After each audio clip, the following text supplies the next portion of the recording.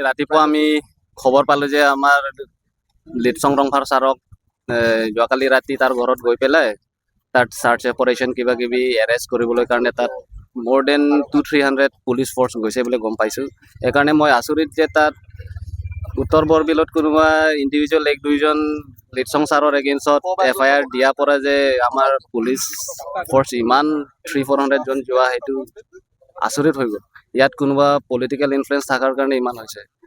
আৰু আমাৰ লিটচং ৰংফাৰ ছাৰে কি ইলিগেল কাম কৰিছে একৰ্ডিং টু FIR তাত ক্ৰিমিনেল কনস্পিৰেচি লগাইছে, তাত লগাইছে। সেইকাৰণে আমি কি ক্ৰিমিনেল কনস্পিৰেচি লগাইছো তাত আমাৰ নিজৰ মাটি হেৰাই যাব নালাগে বুলি আমি আন্দোলন কৰি আহিছো। এতিয়ালৈকে আমি কোনো তাত ল' এণ্ড অৰ্ডাৰ আমাৰ হাতত লোৱা নাই।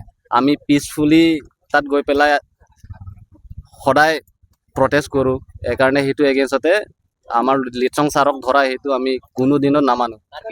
আজিকালিৰ ভিতৰত যদি আমাৰ লিটচং ছাৰক নেৰে ডিফু পুৰা কাৰ্বি আংলং চিনেৰিঅ'টোহে বেলেগ হৈ যাব।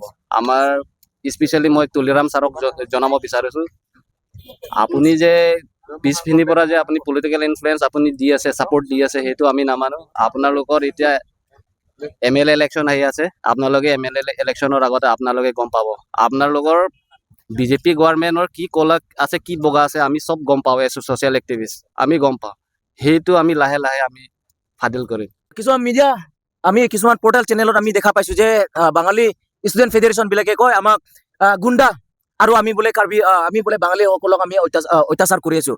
প্ৰথম কথা, আমি কাৰ্বি ছাত্ৰ সন্থা আমি কোনো জাতিক আমি বেয়া নাপাওঁ, কোনো ধৰ্মক আমি বেয়া নাপাওঁ, কোনো দল সংগঠনক আমি বেয়া নাপাওঁ। প্ৰথম কথা হ'ল উত্তৰ বৰবিলত যিমান ইয়াত উত্তৰ বৰবিলত প্ৰায়ভাগ আমাৰ কাৰ্বি মানুহৰ মাটি, কাৰ্বি সম্প্ৰদায়ৰ মানুহৰ মাটি ম্যাদী পট্টা থকাৰ পিছতো তেওঁলোকে দখল কৰি বহি আছে। এইটো অধিকাৰ ক'ত পৰা পালে? তেওঁলোকে অত্যাচাৰৰ কথা কয়, অত্যাচাৰৰ কথা কৈছে যে মই এটা কথা কওঁ, অত্যাচাৰ কাৰ লগত হৈছে? অত্যাচাৰ কৰিছে আমাৰ মাটি পট্টা থাকিও আমাৰ মাটি দখল কৰিছে, এইটো অত্যাচাৰ নহয় নেকি আমাৰ ওপৰত? অত্যাচাৰ কৰিছে বকুলীয়াত আপুনি বকুলীয়াত আমাৰ কাৰ্বি মাইকী মানুহবিলাকে চব্জি বেচা টাইমত সিহঁতৰ চুলিত ধৰি কিনি চুচুৰা হয়। এইটো কাৰ ওপৰত হৈছে অত্যাচাৰ? আমাৰ ওপৰত হৈছে।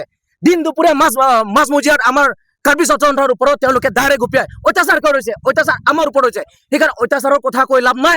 তেওঁলোকে আক্ৰমণ কৰিছে, আক্ৰমণ কিন্তু প্ৰত্যাক্ৰমটো হ'ব, এইটো চিধা কথা। এইটো কথা কিন্তু এতিয়া জানি থোৱা উচিত।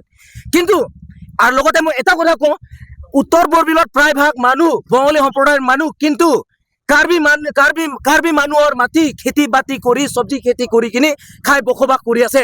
এইটো কথা জানি লোৱা উচিত। কিন্তু আহি থকা দিনত এইবিলাক খেতি কিন্তু সিহঁতক কৰিব দিয়া নহ'ব। এইটো কিন্তু আমাৰ কাৰ্বি ছাত্ৰ সন্থাৰ পৰাই এইটো কিন্তু তেওঁলোকক সুকিয়াই দিছোঁ। আক্ৰমণ যদি হৈছে প্ৰত্যাক্ৰমটো হ'বই, কিন্তু তেওঁলোকে খেতি বাতি টোটেলি কৰিব নাপায়। এইটো কিন্তু আমাৰ ফালৰ পৰা কাৰ্বি ছাত্ৰ সন্থাৰ পৰা কিন্তু এইটো স্পষ্ট কথা। আৰু আমাৰ দাবী হ'ল আজিৰ ভিতৰত তেওঁক ৰিলিজ কৰিব লাগে। যদি তেওঁক ৰিলিজ যদি নকৰে কিন্তু কাৰ্বি আংলঙত কিন্তু এটা ভয়াৱহ কিন্তু জংগী আন্দোলন কৰিবলৈ আমি বাধ্য হ'ম।